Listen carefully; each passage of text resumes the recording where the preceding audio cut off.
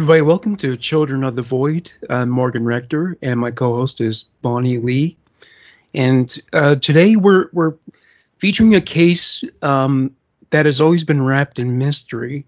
For one thing, the child whose name is Joseph Augustus Zarelli was missing for many decades. Well, actually, he wasn't missing, but they didn't know what his identity was. They didn't know what his name was. That was true for decades. And they finally found out what his name is in 2022, but they still don't know what happened to him. They still don't know what his roots are, his parents are. Still a big mystery. So I'm gonna go through this story here. So yes, he was known for being he received two monikers by the media. One was the Boy in the Box, and the other one is America's Unknown Child. Excuse me. And the reason he was called the Boy in the Box is because of the way he was found. He was his body was found in a box, and he was naked and extensively beaten on the side of Susquehanna. I don't know if I'm pronouncing this properly. Susquehanna Road in Philadelphia, Pennsylvania, on February 25th, 1957. It's funny because it says that he was cleaned and groomed and had a haircut, and his fingernail, everything was trim and clean, and yet he was also subjected to a very severe physical assault before he died. There were bruises on his body. He was also starved. He was scrawny. Clear. It was obvious he was malnourished.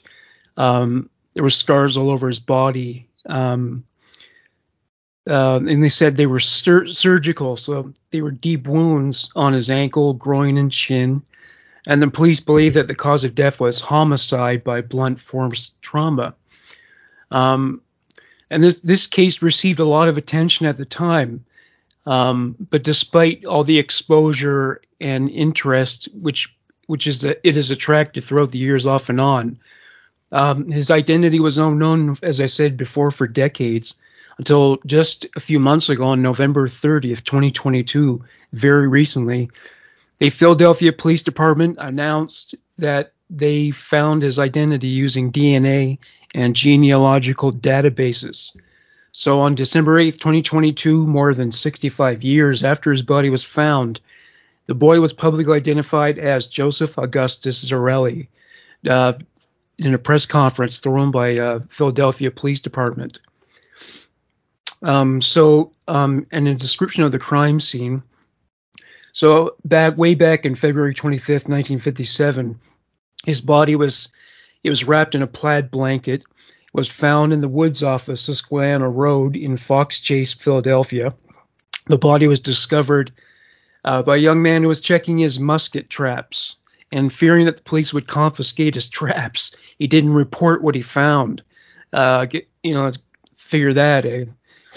So a few days later, a college student spotted a rabbit running into the underbrush, and figuring that there were animal traps in the area, he stopped his car to investigate and discovered Zarelli's body there. This guy was also reluctant to contact the police, but he did report what he found the following day. After all, I mean, if you find a dead body and you don't report it, doesn't that sound suspicious? Yeah, I think one, I get the two boys and the situations mixed up a little bit, but I know one of them, his family had only been in the United States for less than a month. They had come from Poland, and I think they were nervous about, I think this was John, the young boy. They were nervous about just the police in general. They just didn't have a trust for going to them.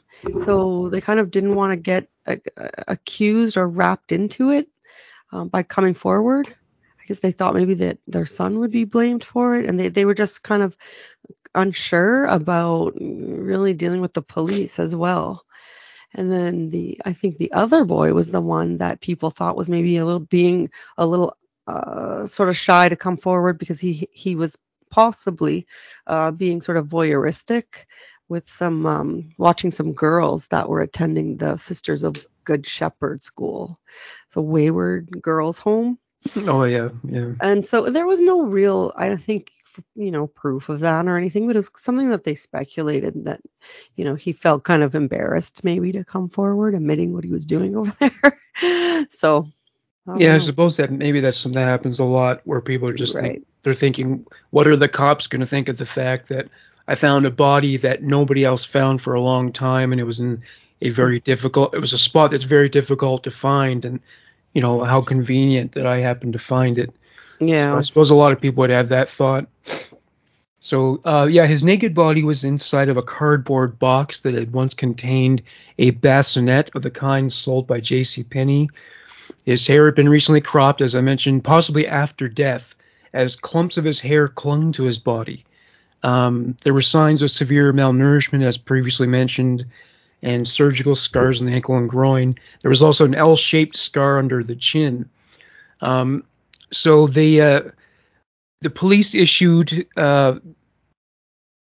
a sort of bulletin to the community, and it's kind of morbid actually, because they took photos of the dead child and they put it on the bulletin. I mean, then it wasn't an artist's rendering. I mean, these were pictures of a dead child. It's really kind of disturbing. But yeah, they put that in the community, and no one came forward, which suggests to me that it must have been a homicide, because I mean, when you consider the way he was left and no one came forward, obviously, and if he died from blunt force trauma, it couldn't have been anything else.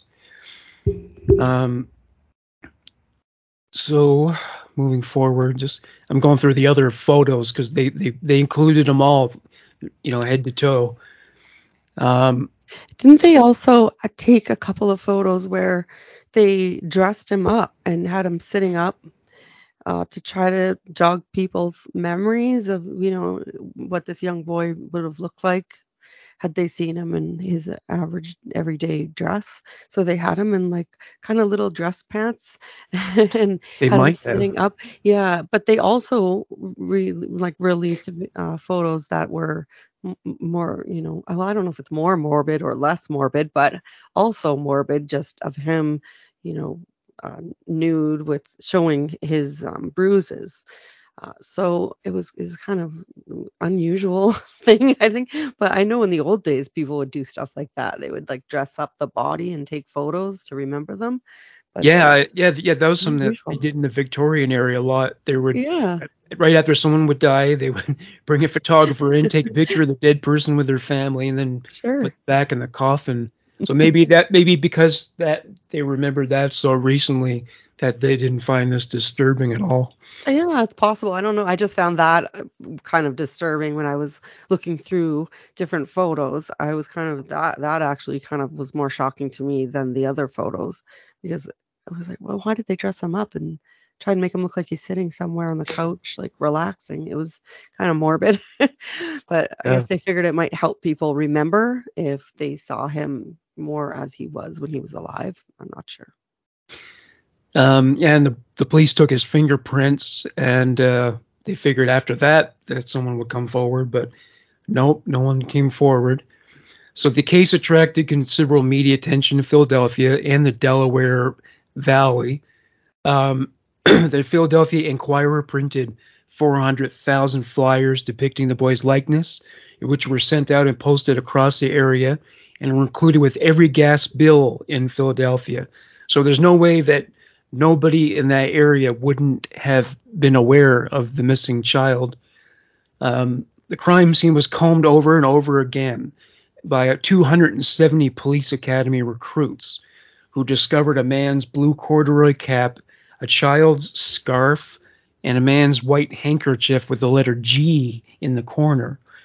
But all these clues led to nowhere. The police also distributed a post-mortem photograph of the boy fully dressed, as you just mentioned, and in a seated position, as he may have looked in life, in the hope that it might lead to a clue. The next major event was in 1998. His body was exhumed for the purpose of extracting DNA, which is obtained from a tooth. On March 21st, 2016, the National Center for Missing and Exploited Children released a forensic facial reconstruction of the victim and added him into their database. The body was then exhumed yet again in 2019 to retrieve additional DNA samples.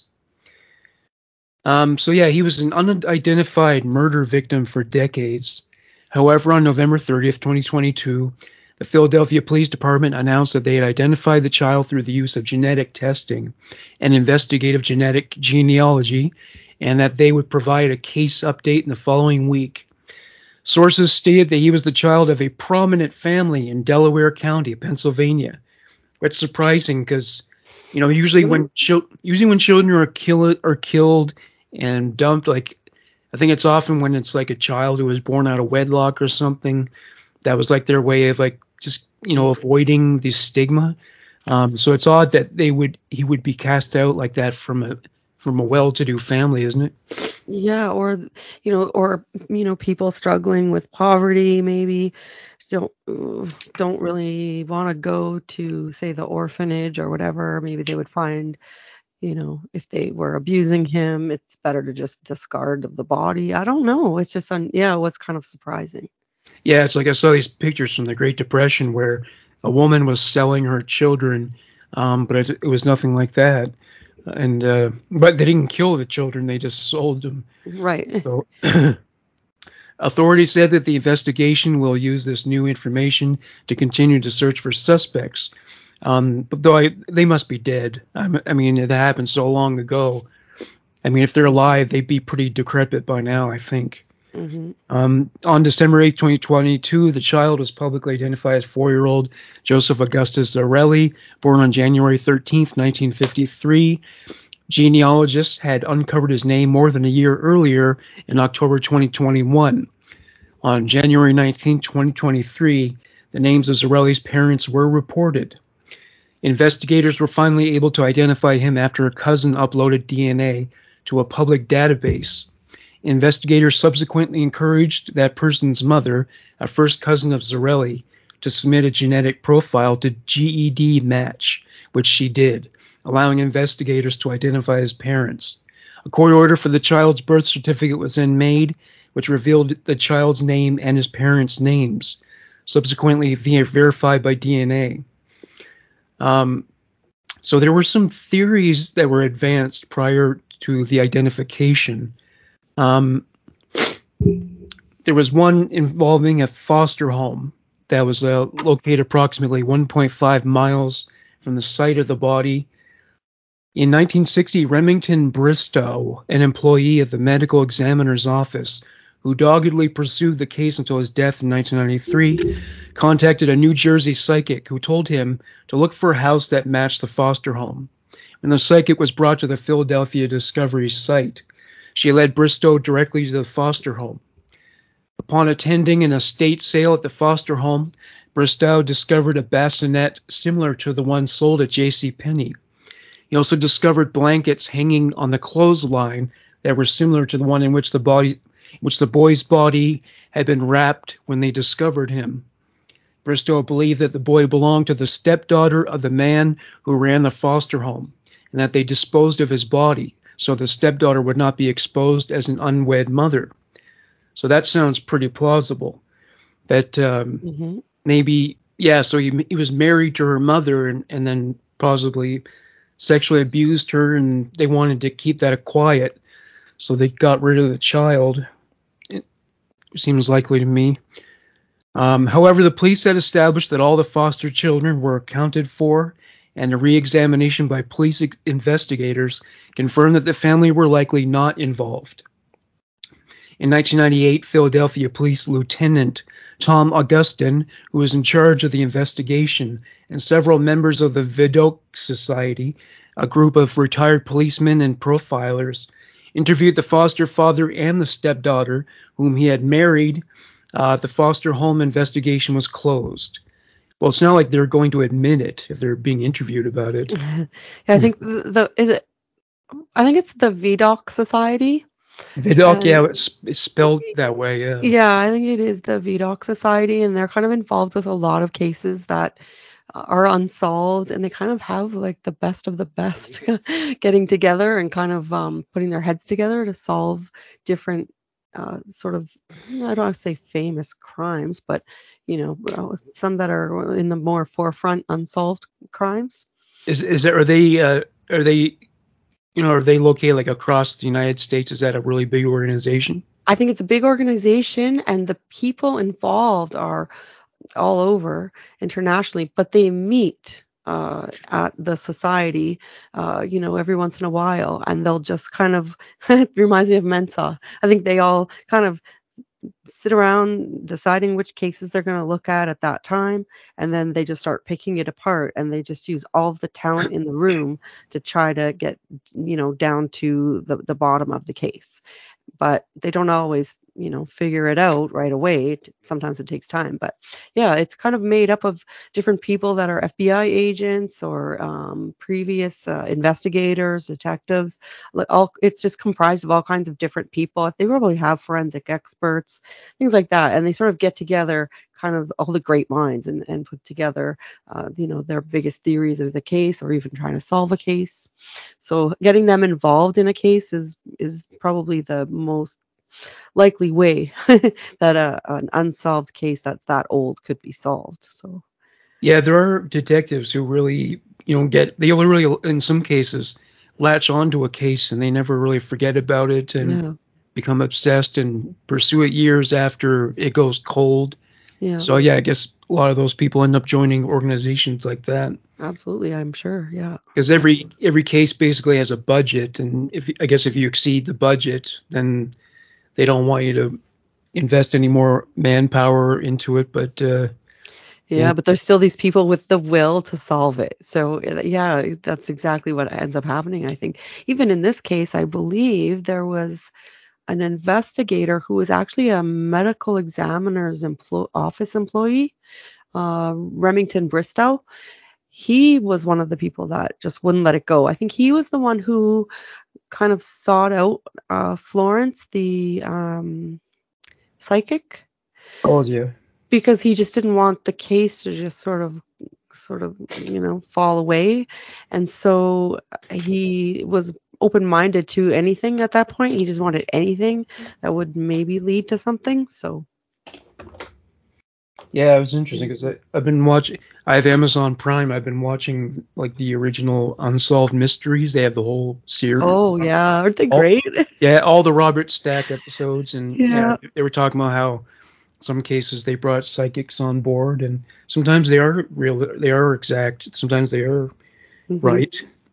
There's one case that I always remember, because I guess we get a little bit jaded reading about so many different true crime cases, and then you hear sort of some of the horror stories where someone has a missing child, and then all of these people kind of come out of the woodwork, phoning them and kind of bothering them and saying, oh, he's in water, or he's been murdered, or he's still alive, and giving them false hope about different things. But I remember hearing about a case actually here in Manitoba. It was a lady. Well, she was a teenager, and she was murdered up north in Manitoba, and it's one of the more famous cases for the missing and murdered Indigenous women movement that's happening. It was Yeah. one of the earlier cases because the whole town, all of the white people in town, kind of gathered together and kept the secret. They just had this sort of silence about the group of guys that they knew had murdered her, and it was kind of a case that still gets talked about here a lot, and everybody here kind of remembers her for that because it was just so horrible, how things shook out with that. But one of the things that gave away one of the four people was that they had one of the witnesses, uh, they brought them in, and they had several people had agreed to, but one of them remembered something, and so they had someone come in and hypnotize everyone. And you kind of think, oh, whatever. You think, oh, I don't know about hypnotizing. You're not going to solve a case with that. But one of the people under hypnosis was able to recall the partial plate that was on the vehicle they saw pulling her into the car. And so that led them to one of the offenders. So sometimes when you go through these cases, it's really interesting how things that often you go, goofy, stuff. There are times where they do find good leads from people that are psychics or hypnotists or whatever. They'll find information through those means sometimes, but then you hear of so many other times where they actually kind of mess up the investigation or even make things kind of feel more torturous for the victims' families. Yeah, like with Sylvia Brown. Yeah. I was thinking about her. There's a montage of clips of her from like Montel Williams where she made all these predictions, maybe on other shows too. And thing is, they were all so off the mark. Like just for wrong. instance, like saying you should invest in the stock market in 2008. Well, that was the year when the economy went into the shitter, right? So yeah, she was making like a lot of money from books and appearances on TV shows and things like that. And then there were so many examples where she was just wrong. Oh yeah, way off the mark. Yeah. Mm-hmm. Also, there was some things that, you couldn't really prove she was wrong, but it was particularly disturbing. She would have an audience of people, say on Montel or something, and someone would ask her about a family member, and then she would kind of interpret information or messages from people that had passed away that they wanted to give to their family members, and then the people would just be really overwhelmed and overcome with hearing these messages, and you just knew that she was just making it up. Oh yeah, so it seems so sick, it was really disgusting. Yeah, it didn't seem like she was trying. She was just kind of making it up as she was going along. Yeah. Anyway, sorry, I kind of went on a tangent with that. No, that's all right. No, tangents are good as long as they're relevant, right? Yeah. There's this whole issue of a woman known as Martha, or M, just the initial M. So one theory that was brought forward in February 2002 was a woman identified only as Martha, or M, accusing her mother of acquiring and killing the child.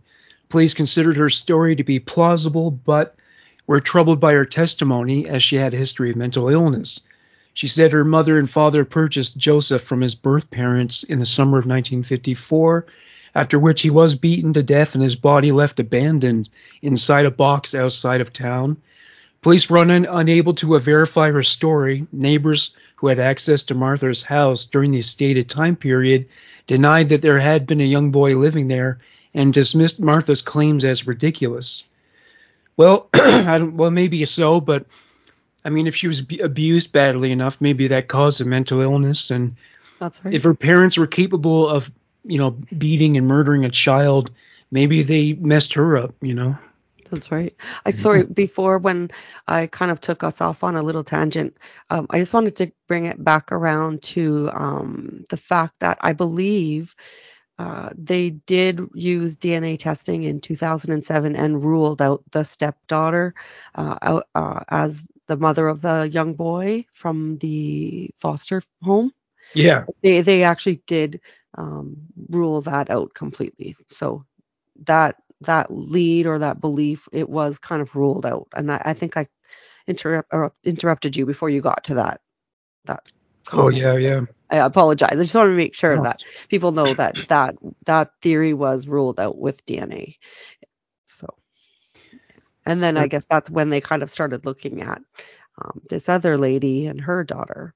So I don't know if the claim, I don't know why they called it ridiculous, because her story didn't sound ridiculous. Well, there's a lot of very interesting theories. One of them was advanced by forensic artist Frank Bender. And his theory is that the victim may have been raised as a girl. The child's unprofessional haircut, which appeared to have been performed in haste, was the basis for this scenario, as well as the appearance of the eyebrows, which appeared to have been styled. Since when would they pluck a little boy's eyebrows, right? Yeah. I don't know if they did to little girls either, but in 2008, Bender released a sketch of the unidentified child with long hair reflecting the strands found on his body. So that's an interesting He could theory. have he could have had loss of some of his eyebrows just from being malnourished. Yeah, Sometimes that maybe. will be sort of a side effect of being malnourished. You'll lose hair, or Yeah, there yeah. could be other reasons that his eyebrows look like that. But that was an interesting theory as well. I kind of thought that was interesting. Yeah, maybe he was living as a girl, because that would make it less likely people would be able to think back and go, oh yeah, they did have a son. Where did he go? If he was actually raised, with people believing he was female. So that's interesting as well. Yeah, I think like anorexics, like as their bodies shut down from starvation, yeah, hair starts to Yeah, fall out and yeah. And the stress also of the abuse would make you lose yeah. your hair. So it's so sad, but it's definitely something that could have been the reason, as opposed to just that they had him dressed as a girl. But it's an interesting theory. Well, the stress of abuse, it causes the chemical cortisone to be secreted in excess quantities, and that actually affects the immune system, Yeah. where it just isn't able to deflect, impurities as well. Mhm. It weakens the body, and so that might have had something to do with the hair loss as well. Yeah, that's true. Yeah. In 2016, two writers, one from Los Angeles and the other from New Jersey, believed they had discovered a potential identity from Memphis, Tennessee, and requested that DNA be compared between the family members and the child. The lead was originally discovered by a Philadelphia man who introduced Romano and Hoffman to each other, the two people, and was developed and presented with the help of Hoffman to the Philadelphia Police Department and the VDOC Society in early 2013. In December 2013, Romano became aware of the lead and agreed to help the man from Philadelphia and Hoffman to obtain the DNA from this particular family member in January 2014, which was sent quickly to the Philadelphia Police Department. Local authorities confirmed that they would investigate the lead, but said they would need to do more research on the circumstances surrounding the link to Memphis before comparing the DNA. In December 2017, Homicide Sergeant Bob Kohlmeyer confirmed that DNA taken from the Memphis man was compared to the Fox Chase boy, and there was no connection. So Another dead end. yeah. It sucks when I'm investigating like human monsters, and I can go through like a book, and there could be like 20, 30 pages describing like a lead that went nowhere, and And it's nothing. yeah, this is a waste of time. I'm not going to include this. Because it just didn't go anywhere. The only time I find it can be interesting is if it in part of the story, especially if it's a long case. Sometimes it can kind of highlight the different people that get involved with a case that it's completely unintentional, and they really don't have anything to do with it, and they're just kind of wrapped into it. So like, it can be interesting, but man, that can be frustrating too if this has goes nowhere. So I don't think people really want to hear all the details of it. So Well, it's interesting sometimes when the perpetrator gets away with something for like a long, long time, where mhm, you're like, how the hell did they not catch them? Like mhm. Paul Bernardo, basically it took years for them to finally nail him. It was like, Yeah, and he wasn't particularly mm, cautious. Like he was no, just no, jumping out of his car, grabbing people from the bus stop, or walking down the street. Um, I think that again, I think we talked about this last time, but I think it was just the different jurisdictions just refused to work together, so he just kind of ran amok. yeah, and Um, also, I don't know if it's still true, but back then, in the 80s and the 90s, the process of analyzing DNA and coming up with a match, it took forever, and there was mhm, usually a backlog because they just didn't invest a lot of money in this process. mhm, So yeah, that's one thing that was time was on his side because of that, because it took years for them to finally analyze the samples that he mhm. gave. Yeah. Yeah. Yeah, I remember that. Yeah, it's kind of DNA is like the thing that is kind of saving everybody right now. Because this case is also similar to another case that I didn't even realize they had solved. I guess it was in March last year, and it was a young girl who in the 60s disappeared. Her name was Sharon Lee. I believe it's Gallegos, and she was actually called Little Miss Nobody. And again, genetic testing kind of led them to the right, information to identify her. So it's like these things are decades and decades later. So imagine if they're coming for me, that the the more and more people that are submitting their their little sample to find out a little bit about their history and the makeup of their genetics, and we're waiting for that one auntie or uncle to just ruin it all for you. Yeah, And then you're caught. exactly. Yeah, there's a lot of missing person cases in the unsolved mysteries, and they have found a lot of them. But it's like it seems like after a while, you could at least a woman could get paranoid because there's so many segments that start with she left for work and was never Yeah, seen again. that's right. It doesn't pick you right up off the street. It is. It's Yeah, terrifying. and in many cases, some of them never were seen ever again. Hmm. Yeah, one guy's wife, they found the guy who kidnapped her, but they never found her, which is Yeah, kind of creepy. that's awful, eh? Yeah. Well, it's interesting too because in this case, you kind of touched on this, but I think we're just about to get back there again. The fellow, Justin Thomas, he had purchased the DNA testing kit. It was a gift for his girlfriend. And then she dumped him. And he figured, well, I guess I'll use it.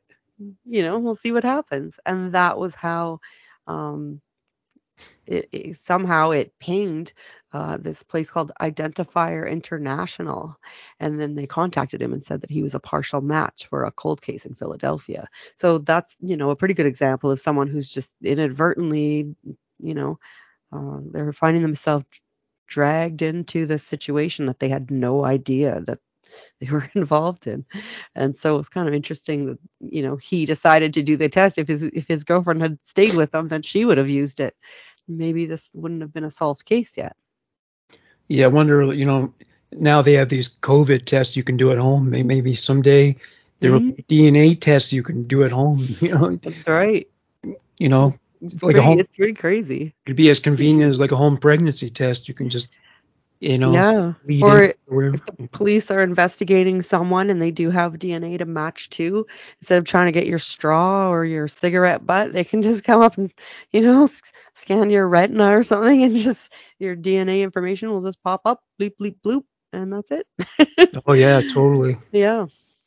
Anyway, sorry, I kind of took you It's off okay. on a little So tangent there again. it's all right. Just last month, NBC 10 Philadelphia reported that Joseph was born to a couple that lived at 64th and Callow Hill, although the channel stated it was, quote, unclear if he lived there long enough for people to even notice him. Mm. And in the same month, the Philadelphia Inquirer reported that Joseph's biological parents were Augustus J. Zarelli, known as Gus, and Mary Elizabeth Plunkett, known as Betsy. So it's interesting she didn't have the same surname. So it must have had something to do with him having been born out of wedlock. Yes, and I So, think the testing, I think, came back. They gave Justin Thomas and one of his siblings the name, saying, this young boy, his name is Joseph Augustus Zarelli. That was what the match was for. And he thought that was interesting because he knew his grandmother's family were Zarellis. So they had his mother do some testing as well. And then they revealed that his mother was a first cousin of the boy. So it's so confusing. His grandma was a sibling of the maternal parent of the boy in the box. So that's how they oh, discovered who his father is. So his mother was deceased. They didn't say his father's deceased. And he had three siblings.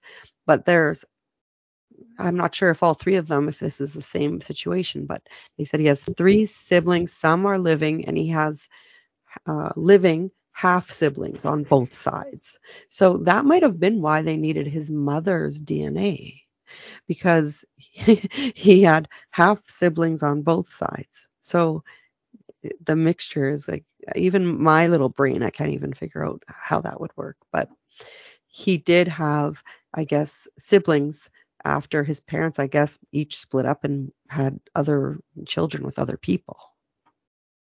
So I think that, but didn't you think it's interesting? It's so silly. It's probably not connected at all, but it just kind of caught my eye that when they revealed the names of the parents and they said that his father was known as Gus, it right away made me think of how they found that hanky by the boy's body that had a G embolized on it. Yeah, So yeah. I wonder if his father brought him out into the bush. But I mean, that's really just a grasping at straws, I guess. But I just thought it was interesting that his father was known as Gus, so he likely would have just used that as his, moniker on his hanky. Well, I mean, kids born out of wedlock and foster kids, I mean, when they are abused, it's always heinous. It's always just Yeah. unbelievably brutal. I mean, this kid, I mean, starved him. They beat him up, just wounds up and down his body. Mm-hmm. I mean, they really did a number on him. And it's, I mean, I don't know. I mean, at least it would have been humane if they had just, shot him execution style. Mm. And it's just turn his lights out. But I mean, this was really sadistic. I mean, it's reminiscent of like what's the famous Netflix series, the Hispanic boy, Gabriel Fernandez. Oh yeah. Oh, that was horrible. Yeah, or the one I did, Terrell Peterson, how the way they treated him. I mean, that boy was rooting through garbage cans looking for things to eat because he was being starved. Mm-hmm. There's something about children born out of wedlock and foster kids where I don't know why people treat them so poorly in some conditions. I mean, I am aware, as far as the whole step parent abuse thing, there is a phenomenon that the psychiatric community calls the Cinderella effect, where basically the step parent resents that they're having to take care of another person's offspring, and so I mean, back when we were apes, they would chase the offspring off or kill them, and then just raise their own. So maybe there is still an instinct in the human race to treat stepchildren and foster children and children born out of wedlock in a very abusive way, to reject them. Well, here's an interesting one for you too. It's like Manitoba. It's the most awful place sometimes with the cases. It's a violent place, isn't it? It's really scary. But one case, interesting sort of connection there with what you're talking about, is the case of Phoenix Sinclair, who was a little girl who was living with her mother, and her mother split up with her biological father, and she had hitched up with this other fellow who had a good job, but they both, they drank a lot and stuff. There's sort of conditions that exist sometimes for people who are in poverty, and especially Indigenous people here in Manitoba. There's a long history that adds to situations where, when you hear about things that are, people are charged with or that have happened, you think, well, how can that ever be going on? But it's years and years and years of I guess, like racism, straight up racism, and these things can happen. But this particular case was so bad because it was actually the maternal parent that was abusing the little girl. And so she didn't want to feed her, and her boyfriend would say, why don't you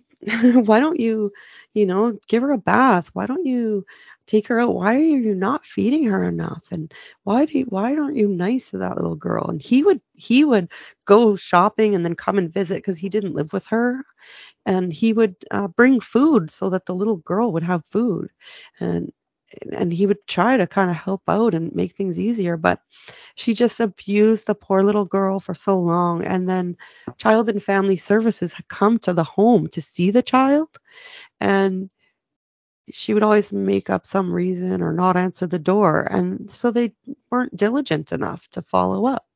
And so she did pass away.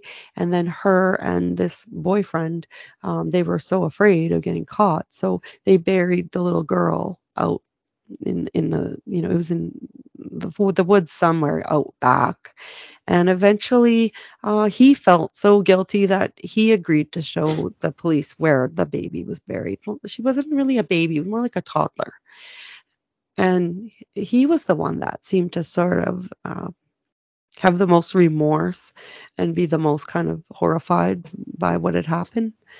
And it's kind of unusual because usually, like you said, it would be the maternal parent would be the less likely one to be abusing the child. But the abuse that that little girl went through was absolutely horrible because unlike this case, she had several broken bones that had healed over or whatever. And so it was really horrible, like really horrible treatment. But the ones that ended up getting the most exposure was the Child and Family Services and how they let this little girl slip through the cracks. And it became a touchstone case for a lot of people that she wasn't safe at home with her mother. Oh yeah, well, I mean, abuse is pretty widespread in those communities. Sexual abuse, physical abuse, which dovetails a lot with the substance abuse. And I'm certainly not that it's an excuse, but there is a part of Canada's history is these residential schools where Aboriginal children were taken. They were stripped of their culture. They were forced to learn English, and while during their time there, as if that wasn't traumatic enough in terms of being separated from their families, they were abused in every which way. And people who were abused as children, they tend to, unfortunately, in many cases, visit that upon their own children.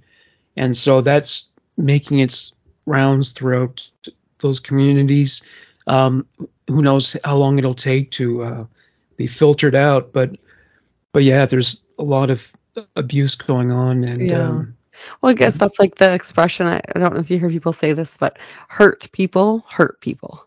And it just goes down in through generations. I mean, also you see something as normalized because it occurs. You see a lot of, especially on the reservations. If you're just seeing a lot of drinking and a lot of this and that or abuse, it becomes normalized. But it's really, really a complicated scenario, and I hate even analyzing it because I just know that I don't really understand it enough to explain it or to understand it. But it is absolutely something that I think will take generations to correct. And when you see situations like what happened with Phoenix Sinclair, it just reminds you of how actually urgent it is. To make sure, like I was saying, that the hurt people get the help they need before they hurt other people. So. Oh yeah, well yeah, scientists have found that trauma actually changes your DNA. It changes your genes, which would explain why a lot of people who have been through trauma end up like they're never really happy. They have emotional problems all their lives. Many struggle with substance abuse, and then and because abuse was normalized in their childhood, they may end up, lashing out against their own children. So it's something that can absolutely change you at the metabolical level.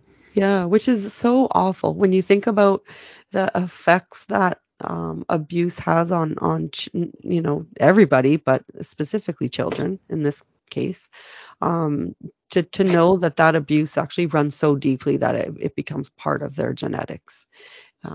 the trauma of it is just makes it all that more difficult to understand how people abuse young children. And it's just, it's really sad. It's really sad.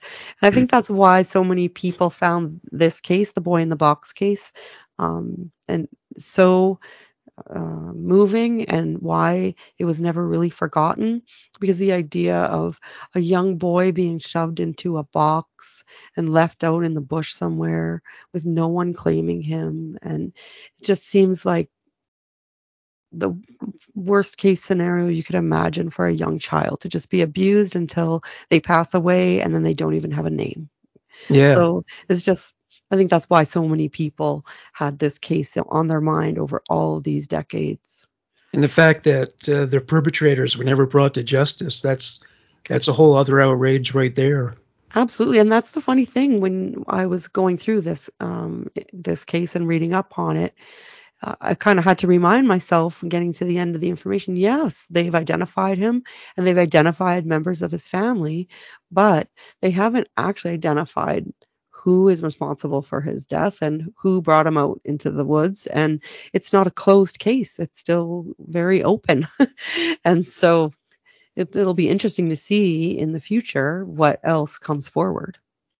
Yeah, I mean, back then it really was a scandalous thing to be born out of wedlock. Like my father was, and my grandmother would not tell him or anybody who his father was. She took that information to the grave.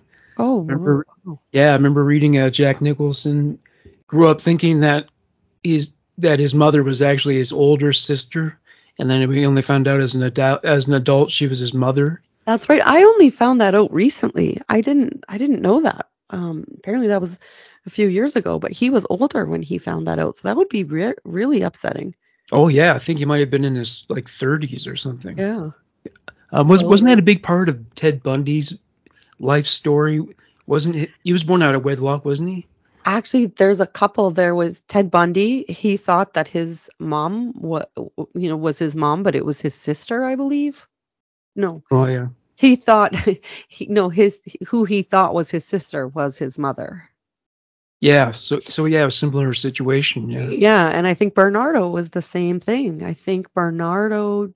He was led to believe that the man who, Kenneth Bernardo was told he was his father, but he was actually his stepfather. His real father he never met.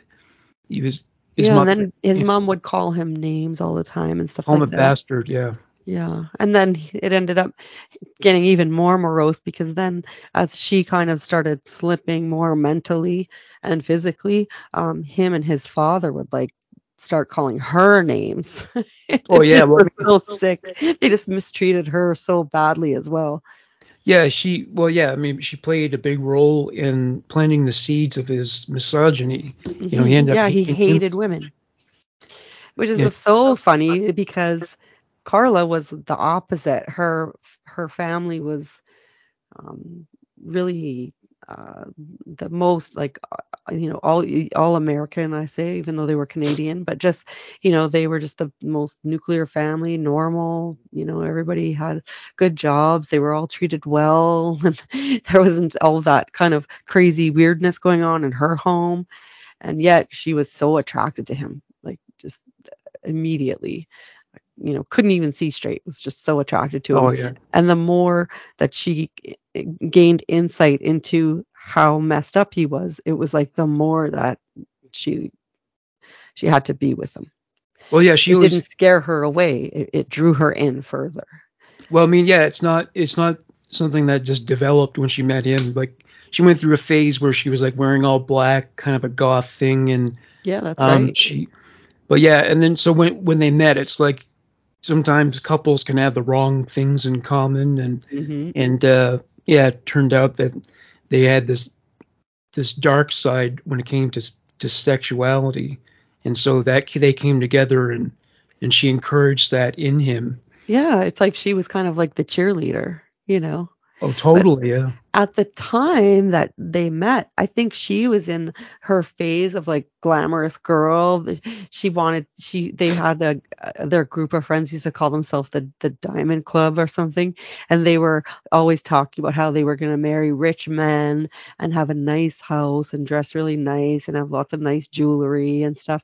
And so I guess when she saw Bernardo and he was working with an accounting firm and he seemed successful, he had that 80s, driven attitude with the short blonde hair, kind of looked like a really successful business type. And I think it was exactly what she was looking for. Oh yeah, yeah. But then when he kind of showed some of his darker side, I think she was like even more in, which is really weird because she did not come from a home where those things were normalized. So I don't know, something clicked with those two that I think it was like a chemical reaction that no one can explain. Well, there's quite a lot in the episode of Human Monsters about him that would gross people out. But one thing I learned only after doing it, and it's unfortunate that I couldn't include this, but he got her to prove her love for him by eating his feces. Oh yeah, I remember hearing that. Yeah, so there's pretty much nothing she wouldn't do. No. So. Like, honestly, like, where is the line where you say, I think I'm going to leave? Maybe that was the litmus test where he was going to try to find out, like, would she be willing to hand her sister over to me? And I have to find a way to prove to myself through her willingness if she'll do that. So and it does create this element of, I know when I covered that case, I had a lot of people comment back saying, oh, wow, I never thought I would ever hear a podcaster do coverage of, Carla and have it sympathetic to her. And I thought, but it wasn't. It wasn't. I got that accusation too. Yeah, where people were saying, why, it seemed like you were kind of sympathetic to her. But I was only just to be fair and forward and sharing all of the information.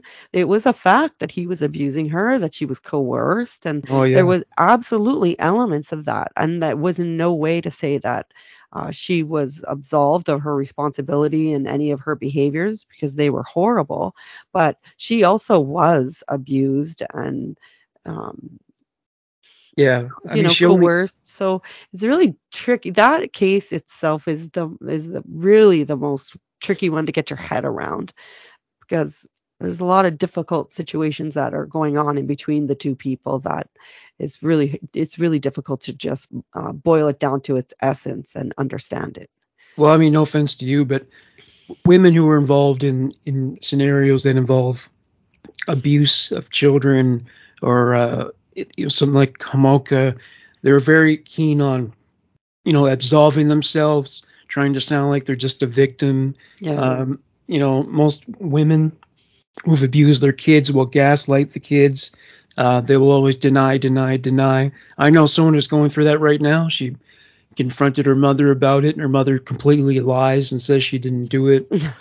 There was Dr. Phil had this episode. I think it was a two-parter, but this girl, her parents basically sexually abused her and made porn videos and sold them to pedophiles, basically, when she was still a minor. And her mother, totally played the victim and acted like she didn't know what she was doing. But her daughter, nobody was buying it, of course. And but yeah, that's something a lot of women do, unfortunately. They try to deflect all accountability. Yeah, or they are to an extent coerced by their partner to get them, young girls, or some of them will even offer up their own children. And then they will adamantly claim that, he made me do it, or I did it because I was, under some spell with him. And I always have such a hard time with it, because I always think a mother would maybe even sacrifice themselves, to please someone that they're obsessed with or whatever. But at the point where you're being asked to sacrifice your child's dignity, that Yeah. would be like the place where you would think a mom or a dad would have this line that they would just go, that's just too far. I'm not, and so blaming other people for it, unless I'm in that situation, I don't know. I don't know if I can wrap my head around that, where it would makes reasonable sense to me. But I think people can be persuaded to do very horrible things. Women and men can be persuaded to do really horrible, unethical, terrible things they probably never would have ever dreamed that they would be involved with, just by being slowly worn down and coerced and then torn down, their self-esteem and, just their even sense of reality, what's acceptable, what's not acceptable. We like to think that our ethics as well as our brains are very resilient, and they're actually very weak machines sometimes. And so I just think it's a big topic, and so it's really hard to get your head around all of that. But I absolutely know what you're talking about when you say that um, the child is the victim, and when you have sometimes females coming out of a relationship where they try to make it sound like it's not their fault, it gets so hard to understand it. It's really difficult. I'm glad that I'm not the one that has to sit and work through that with people, because I just wouldn't have the patience for it. Yeah, yeah. The child is the victim. The child is the victim to me. Did you ever see that Netflix series Abducted in Plain Sight? Yeah, I think we talked about that last time. Oh, we did talk Oh, about last time, huh? yeah, Yeah. that was a pretty good example of just seeing someone who says that they're persuaded by someone, and you think, I don't believe it. I just sounds like you wanted to not believe what you were doing. Or maybe they're just really dumb. Yeah. Well, I mean, there's that too. Yeah. All right. Well, it looks like we can wrap things up now. Yeah, it was a nice chat, because Yeah. I'm really happy to see that this case did not just fizzle out. I was so surprised when they found out the actual identity of the young boy, and I kind of take a sort of quiet thankfulness and kind of a little bit happiness that maybe this will kind of scare some other people who think that they've gotten away with something. Yeah. And it's interesting. The times are changing. It's unfortunate that the perpetrators are never brought to justice, and their motives will remain in the void, and that's a Mm, part of it that'll never be resolved, I guess. But yeah. I mean, as I said, the parents would not be alive today because Joseph would be well, he's like a year younger than my mother, so he'd be like 71 or 72, I think. Yeah, they kind of implied that his father is possibly alive. I guess because it's still an open case, it's kind of tricky the way they've worded it. They made it very clear his mother has passed, but Yeah. it's kind of open to whether or not his father has, and he would be the one with the answers. You would think. Well, yeah, his father would probably be almost as old as Betty White at this point. So, Yeah, that's true. It's true. Yeah, like I don't know. Maybe he even since that then he has passed away. yeah, But that makes me wonder. If you are sent to jail at the age of like 95, isn't it really just like going from one nursing home to another? I mean, at that point, that's like that old bird who was I guess she worked in one of the front offices for the Nazis. They just had her in court a couple months ago, and she's in her 90s. And I was thinking, what are you gonna do with her? Like, oh, what, she was part of the Third Reich, like yeah, and she employee. offered to help. She applied for the job. She was all about it, and so it's a horrible, horrible woman. But she's pretty old. She's almost 100 years old, Well, and the so not the Nazis were liberal in the sense that they actually employed women in very high-ranking positions. So mhm. that was one way in which they were very progressive. Well, she was all about being progressive and joining for sure. So Yeah. you wonder, like, so, well, they're not going to make her serve prison time, but I think it was important to convict her, um, and have that, in history on the record that, she was convicted. And so, I don't know. Sometimes I kind of wish, I guess, my more morbid side, that a judge could, when shown something, beyond not even beyond a reasonable doubt, but where you have more certainty, they could just pull a gun from under their desk and shoot Yeah. people. Yeah. Especially people who abuse children and stuff like that. But I've just seen too many cases where very compelling evidence where I am 100% believing that, justice was served. And then I find out later that actually there is this whole other mountain of information I wasn't aware of. And, just because of that, it makes me just feel like a little more cautious about things like the death penalty. Yeah. Some pretty bad examples of things that have happened, but Well, unfortunately, the system is not oriented enough toward prevention when it comes to those crimes. yeah. Like there's only one clinic in the entire world where mental health professionals help pedophiles to refrain from offending. And I don't know, for some reason people are against that here. But the thing is, yes, you can prosecute a pedophile, you can keep ramping up the legal penalties, but it doesn't change the fact that it can't undo the damage that's been done, Yeah, it's like they don't want to spend tax dollars to help someone. Yeah. But it's not they see them as, well, they're so sick, but they are sick. The do need therapy's not about being sympathetic or no. It's about helping them to develop techniques so that they can, they don't offend. Yeah. Like, I don't know why someone wouldn't support that. Yeah, I don't know. But People I think I think I saw the same documentary that you were talking about previously, where it did seem that, for people who want to reach out for help, it's very daunting because it's terrifying.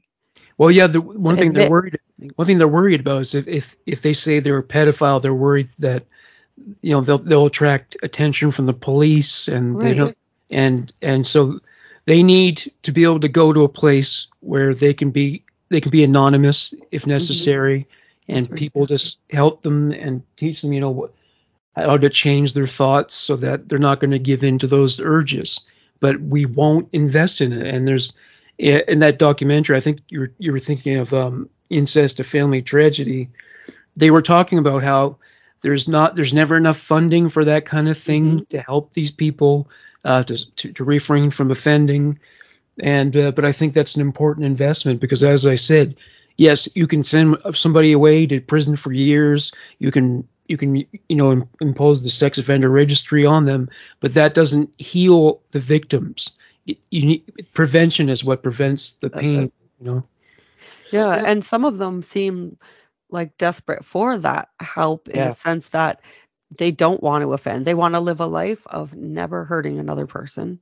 They don't desire to hurt a child, but they have to reconcile these weird impulses that they have.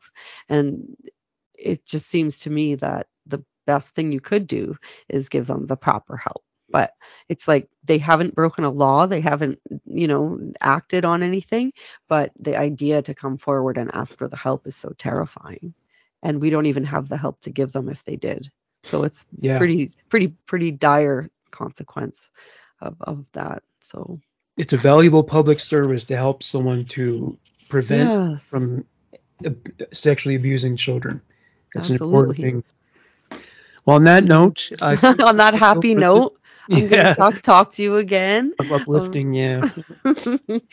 Anyways, it was really nice chatting with you. Yeah, nice chatting with you. Yeah. All right. Have a great night. Yeah, you too. Take care. Okay, take care. Bye. Bye.